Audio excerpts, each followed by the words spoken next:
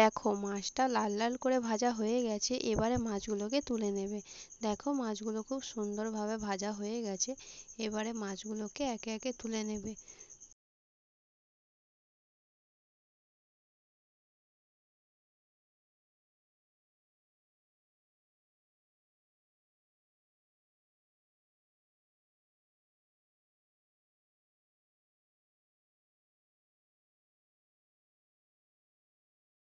কড়াইতে দিয়ে দিয়েছে টমেটো কুচিটা। তো টমেটোটাকে একটু ভালো করে ভেজে নেবে। তোমরা যদি না এভাবে দিয়ে থাকো একবার দিয়ে দেখো, খুবই ভালো হয়। তো টমেটোটা তুলে নেওয়ার পর এবারে কড়াইতে দিয়ে দিল ফুলকপিগুলো। তো ফুলকপিগুলো দেওয়ার পর এবারে একটু ভালো করে লাল লাল করে প্রথমে ভেজে নেবে।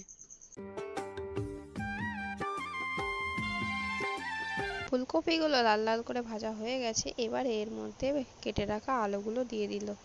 দেখো ফুলকপির মধ্যে এবার আলুগুলো দিয়ে দিল, দিয়ে এবার ভালো করে একটু ভেজে নেবে।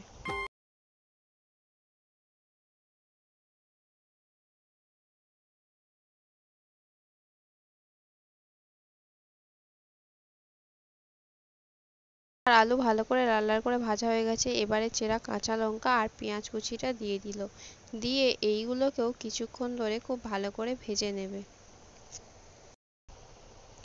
অফ সিজনে ফুলকপি দিয়ে মাছের ঝোল খেতে কার কার ভালো লাগে অবশ্যই আমাকে কমেন্ট করে জানিও। দেখো ভালো করে ভাজা ভাজা হয়ে এসেছে, এবারে দিয়ে দিল পরিমাণ মতো নুন। তো পরিমাণ মতো নুন দেওয়ার পর খুব ভালো করে আবারও কিছুক্ষণ ধরে কষিয়ে নেবে। তো কিছুক্ষণ ধরে দেখো ভাজা ভাজা হয়ে এসেছে, এবারে মশলাগুলো দিয়ে দেবে। তো এবারে দিয়ে দেবে 1 চামচ হলুদ গুঁড়ো, এবারে দিয়ে দিল 1 চামচ লঙ্কার গুঁড়ো, দিয়ে খুব ভালো করে কিছুক্ষণ ধরে কষিয়ে নিতে হবে। দেখো ভালো করে মিশিয়ে নেবে সব। দেখো ভালো করে মেশানো হয়ে গেছে, এবারে বেশ কিছুক্ষণ ধরে কষিয়ে নেবে।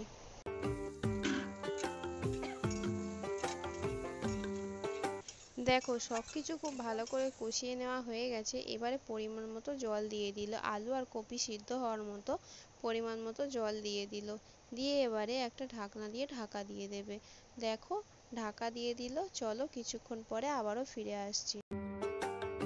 দেখো কিছুক্ষণ পর ঢাকাটা খুলে নিল, তরকারিটা ফুটে গেছে, এবারে একটু ভালো করে নাড়িয়ে দিল। তো এবারে দেখো এবারে ভেজে রাখা মাছগুলো একে একে ঝোলের মধ্যে দিয়ে দেবে। দেখো ভেজে রাখা মাছগুলো একে একে ঝোলের মধ্যে দিয়ে দিল, দিয়ে খুব ভালো করে মিশিয়ে নেবে। দেখো ভেজে রাখা টমেটোটাও দিয়ে দিল, দিয়ে খুব ভালো করে মিশিয়ে।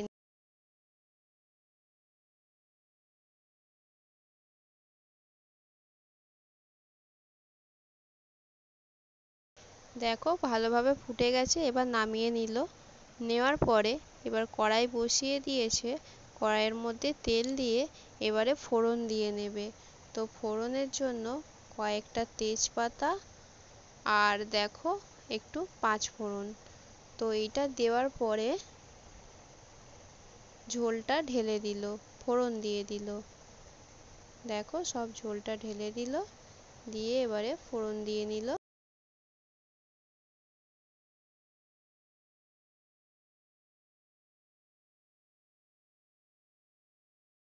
ঝোলটা ঢালার সময় মাছগুলো তুলে রেখেছিল যাতে না ভেঙে যায়।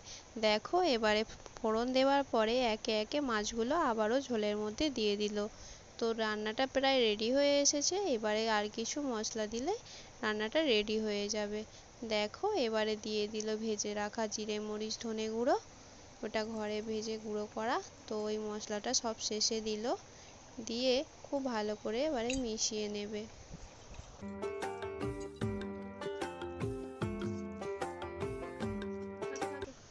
দেখো এবারে সবশেষে ধনেপাতা কুচিটা ছড়িয়ে দিল। ধনেপাতা কুচিটা ছড়িয়ে দিয়ে খুব ভালো করে মিশিয়ে নেবে। তো দেখো ভালোভাবে মিশিয়ে নেওয়া হয়ে গেছে। আর ভিডিওটি তোমাদের কেমন লাগলো অবশ্যই আমাকে একটা করে কমেন্ট করে জানিও, আর ভালো লাগলে অবশ্যই একটা করে লাইক করে দিও। দেখো নামানোর আগে মাছগুলোকে তুলে নিয়েছে, তুলে নিয়ে এবারে ঝোলটাকে ভালো করে মিশিয়ে নিয়েছে, রেডি হয়ে গেছে। এবারে চলো দেখো ঢেলে নিল, রান্নাটা কমপ্লিট হয়ে গেছে।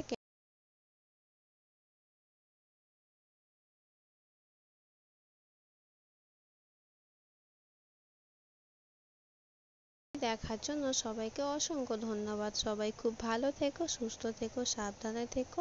আবারও দেখা হবে নতুন কোনো ভিডিওর সাথে। ততক্ষণের জন্য টাটা। সবাই খুব ভালো থেকো। আর যদি এভাবে না বানিয়ে থাকো, অবশ্যই একবার এভাবে বানিয়ে দেখো, খেতে খুবই ভালো লাগবে। খুব সবাইকে অনেক অনেক ভালোবাসা। টাটা।